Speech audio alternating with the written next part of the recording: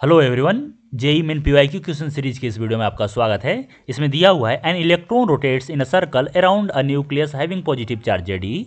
Correct relation between total energy E of electron to its potential energy U is. ठीक है, तो इसमें देखो एक सिंपल सा रिलेशन है जो कि तुम्हें याद रखना है। क्या है वह?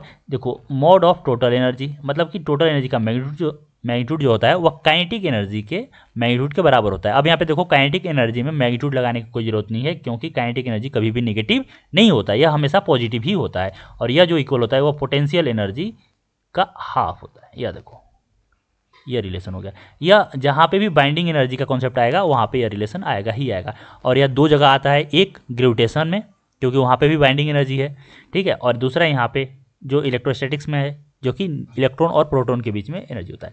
अब यह तो आ गया, लेकिन यह कैसे आता है उसे भी हम लोग समझ लेते हैं। तो यहाँ पे एक्सप्लेनेशन भी मैं दे रहा हूँ, ठीक है। तो देखो क्या है, मान लेता हूँ कि मेरा एक न्यूक्लियस है, यह इसके चारों तरफ इलेक्ट्रॉन रिवॉल्व कर रहा है। यह इलेक्ट्रॉन है, इलेक्ट्रॉन रिवॉल्व कर रहा है। तो देखो, अगर यह इलेक्ट्रॉन रिवॉल्व कर रहा है और वह सर्कुलर पाथ है, तो यानी net force toward the centre लगेगा ही लगेगा, और वही होता है सेंट्रीपिटल फोर्स। तो अब यहाँ पे बात करें तो यहाँ पे कौन सा फोर्स लगेगा? तो यहाँ पे इलेक्ट्रोस्टैटिक फोर्स लगेगा। और इलेक्ट्रोस्टैटिक फोर्स कितना होगा? तो यह होगा के जेड ई, जो Q1 हो गया, Q1 यह हो गया, और Q2 हो गया E। देखो, ई जेड ई क्या है? जेड जो है वह नंबर ऑफ प्रोटॉन होता है, और ई होता है चार्ज ऑन प्रोटॉन। और charge on proton and electron same होता है, तो ई मैंने लिख दिया, और यहाँ पे आ गया R²। अब यहाँ से बात करें तो यही क्या होगा? यही सेंट्रीपिटल फोर्स होगा, और यह होता है mv²/r। अब यहाँ से देखो हम लोग क्या लिख सकते हैं, यहाँ से लिख सकते हैं जो mv² आया वह आया kZe²/r आ गया, ठीक है। अब हम लोग यहाँ से एनर्जी लिख लेते हैं। तो पोटेंशियल एनर्जी क्या होता है? पोटेंशियल एनर्जी बात करें तो क्या क्या होता है? के Q1 Q2/r। तो यहाँ पे क्या आ जाएगा?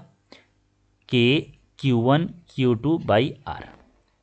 अब यहाँ देखो, इलेक्ट्रॉन जो होता है वह निगेटिव चार्ज होता है, तो अपने को साइन के साथ पुट करना है। तो यहाँ पे हो गया के जेड ई, और यहाँ पे हो गया -E/r, यानी यहाँ से आ गया -KZe²/r।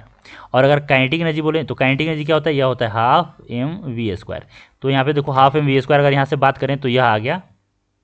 काइनेटिक एनर्जी हमेशा पॉजिटिव होता है, तो यहाँ पे देखो, यहाँ पे अगर हम लोग हाफ से डिवाइड कर दें तो यह कितना आ जाएगा? यह आ जाएगा KZe²/2r। अगर टोटल एनर्जी का बात करें तो यह क्या आ गया? यह आ गया काइनेटिक प्लस पोटेंशियल।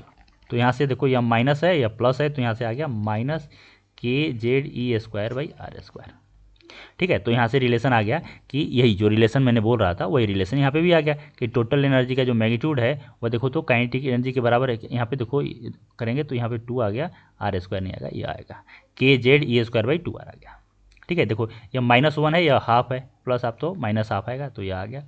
तो यहाँ से यह काइनेटिक एनर्जी के बराबर आया, और यह पोटेंशियल एनर्जी का मैग्नीट्यूड का हाफ है, यह रिलेशन आ गया। देखो, सेम ग्रेविटेशन में भी होता है, ग्रेविटेशन में भी सेम होता है। अगर मान लो एक यहाँ पे m1 है और इसके चारों तरफ m1 यानी कि मान लो मास ऑफ सन है, और अर्थ m2 मान लो यह रोटेट कर रहा है, तो यहाँ पे भी सेम रिलेशन लगेगा। ठीक है, तो यही था।